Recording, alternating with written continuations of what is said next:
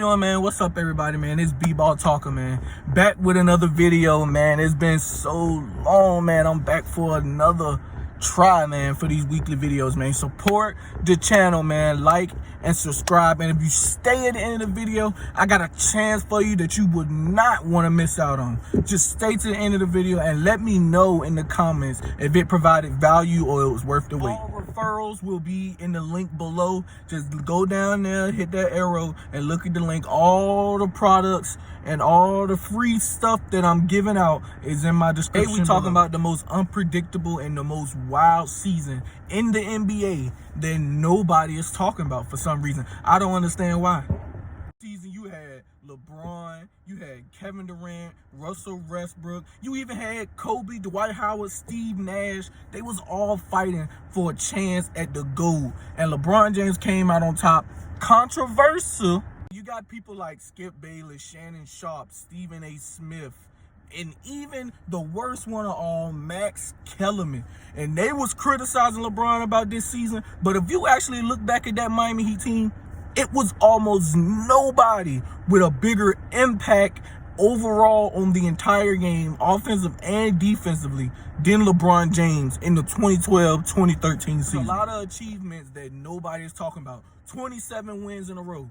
6 short of the highest. And I was there watching the game when they lost to the Bulls, man. I was so mad, man. You got Ray Allen, man. Oh my God. And I don't have my jersey on today, but my favorite team is the Spurs.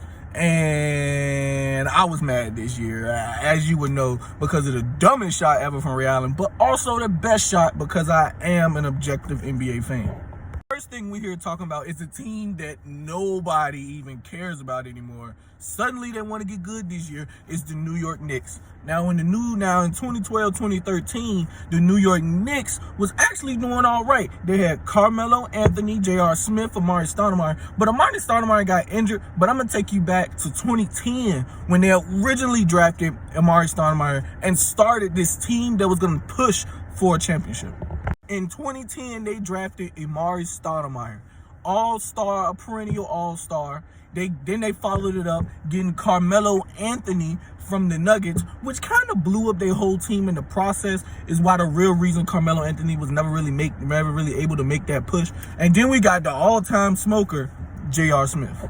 Now with the team, what happened was with the team, they were very offensive minded. They was putting 120 to 130 points up per game, but just like the Brooklyn Nets with Kevin Durant, they were allowing just as many points as they scored, so it wouldn't even out the basketball game. So when it came down to playing the Lakers, when it came down to playing the Thunder, the Spurs, they couldn't run with them as far as defense, and you're never going to outscore a bad defense. Amari Stoudemire was supposed to be their primary paint defender. When they got him, he averaged 25 points, 8 rebounds, and a very, very good 2 rejections at a 50+ shooting rate. But over the next 2 years before they could land Carmelo Anthony, he was battling with really bad back spasms and knee injuries, and it really trickled him down and made his talent a little less when it came down to win championships. Ultimately, the Knicks fell short with 54 wins, and everybody thought, because they was the second seed in the East, everybody thought that it was going to be Carmelo versus LeBron James in the Eastern Conference Finals, and it was going to be of the highest magnitude. But they end up shorting themselves, but not really, because the Indiana Pacers turned out to be a very, very good team, and they got out in 6, which is respectable. The next team that we're going to talk about in 2012-2013 is the Indiana Pacers / PG-13 / Roy Hibbert, George Hill, David West, Lance Stevenson. They were just a really good team in all aspects of the game. I can really remember myself watching them versus the Heat and really believing that Paul George might be able to do it. But LeBron James showed us why he's still LeBron James, and he dealt with them in 7, but it was no way easy. Now that I think about it, where are they now?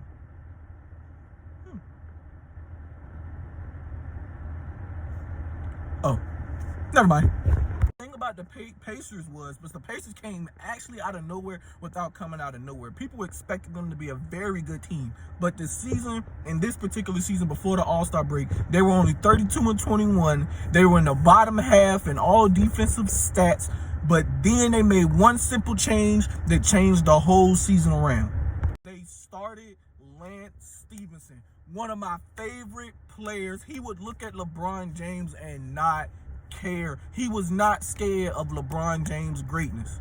Lance Stephenson will blow in your ear. Lance Stephenson will cross you up. Lance Stephenson will shoot that jumper. You can do nothing with him. He's just a jokester. Like, but on a real point, Lance Stephenson, he wasn't really a all-star, like a very good player. He was just that person on the floor that you needed to keep everybody humbled, to keep everybody, you know, back on basis. So when you down, you got somebody that can give you that spark, that energizer. It's what they call a spark plug. When the Pacers got Lance Stephenson, David West, PG, Roy Hibbert to all play on the same accord, come playoff time, they absolutely destroyed the league. They did the league dirty. They swept through the playoffs until they got to the Miami Heat. No other team could have took them out but LeBron, Dwayne Wade, Chris Bosh. That's it. All in all, the Pacers was a very good team. They just needed a little bit more age to get past the veterans that the Miami Heat have. It was a little luck to go in between it, but the fact that they didn't go back and the fact that they didn't sustain it shows you that it was the accommodation of a lot of breaks and a lot of moments, and it was a lot of people who was really playing for contracts. It was playing for money. It was not a lot of interest in future endeavors. That's why the team broke up so fast, and you see these numbers like you see here. We're going to talk about the great man himself, who this season was very underrated, Kobe Bryant and the Lakers.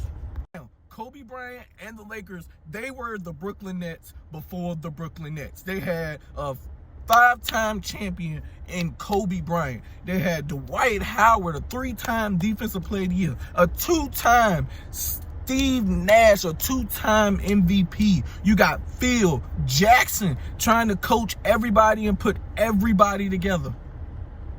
A great pitfall of this Lakers team was communication, and it was Kobe's hard work ethic and his expectance of his teammates. Nobody else worked as hard as Kobe, and that bothered him. Kobe was never the one to be around insolence and laziness.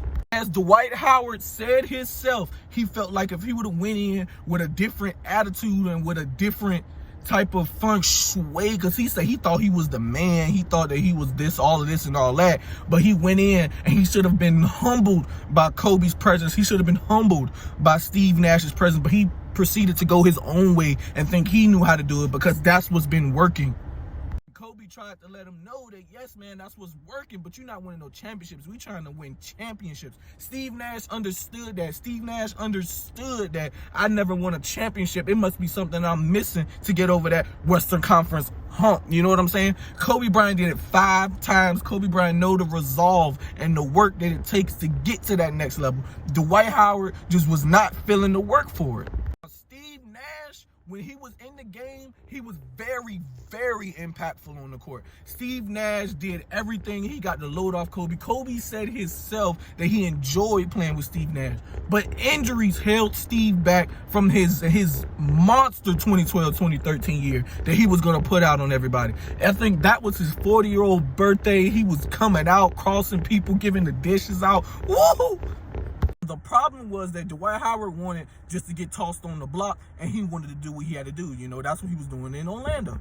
Kobe and Steve was trying to tell him, come on, man, we all trying to win championships. We got to do this together. You need to be in this spot, and this spot, and this spot, so you can get the ball in this spot, and boom, easy bucket. I need you to be down there from defense. Like, they gave him a role, and he wanted to do more than the role that he was given. If he would have just rim protected, been there for easy baskets and offensive rebound and crashing the glass and running the floor and high PER and good field goal percentage, give me like plus 60, they would have been dominant. Dwight Howard was, in his prime, was one of the most dominant big men we have ever seen. Long story short, they end up having a very, very, very minimal impact season.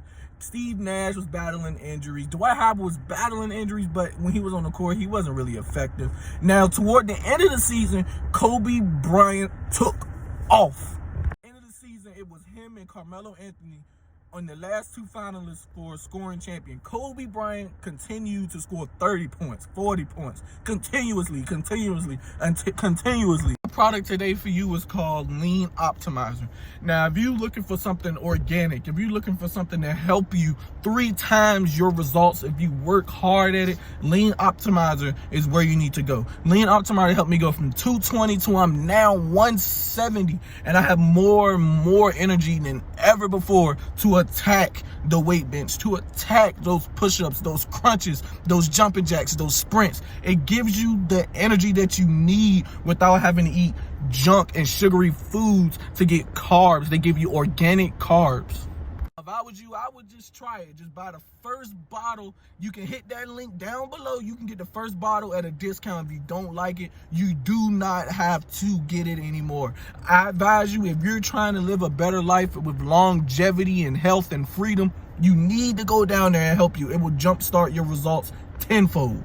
We back with the video. We're talking about Miami Heat and the San Antonio Spurs. They went to Game 7. Ray Allen hit the game-winning field goal. Miami Heat was on a 27-game winning streak. The Spurs was deadly with Tim Duncan, Tony Parker, Ginobili, and the best coach of all time, Greg Popovich. They seemed unbeatable. The Heat seemed unbeatable. It was a match against Goliath versus Goliath. The first couple games, the Spurs jumped out in front. Everybody was like, oh, wow, LeBron James, he's going to do it again. He's never got it. And then, boom, just when the time comes, LeBron James, he evens the series out.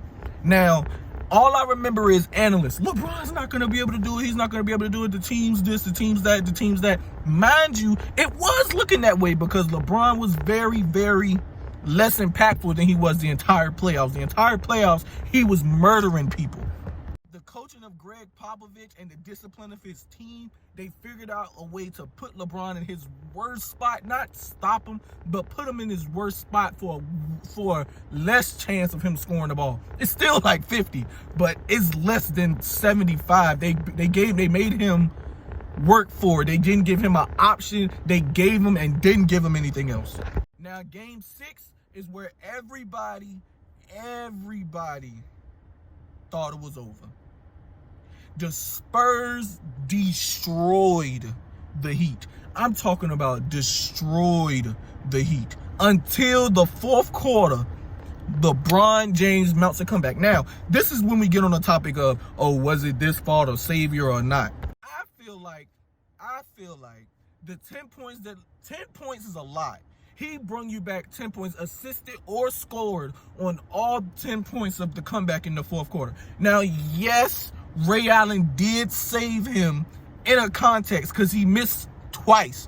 Now, you got to understand that at the beginning of the fourth quarter, LeBron James, he was attacking the basket. He was outside pushing the floor, which made Tim Duncan, because he was slower and older, he became obsolete. So Greg Popovich was forced to sit him. When Greg Popovich decided to sit Tim Duncan, they decided to put Bosh, Haslam. They even put James Jones in the game. They was trying to give them size because without Tim Duncan, they had no size. They were just slow with a lot of principles. If you can run past them, you can score the basketball. So now toward the end of the game, Tim Duncan is not in the game. So LeBron was the whole reason the offensive rebound took place. You know what I'm saying? He was the only reason, because we all know if Tim Duncan was in that game, he would have grabbed that rebound. And that's it for the video, man. If you like it, like and subscribe, man. If you got something you want me to talk about, man, talk about it in the comments, man. If I said something you don't like, talk about it in the comments. I love talking sports with people, man. I love arguing with people, man. I ain't got no hostility toward everybody. I just want to talk about basketball. So please leave it in the comment below. And again, if you want that Lean Optimizer, I promise you, and I promise you, and I promise you, it works. Now, it's not get slim fast or get muscle fast. It needs work, but it cuts your work tenfold.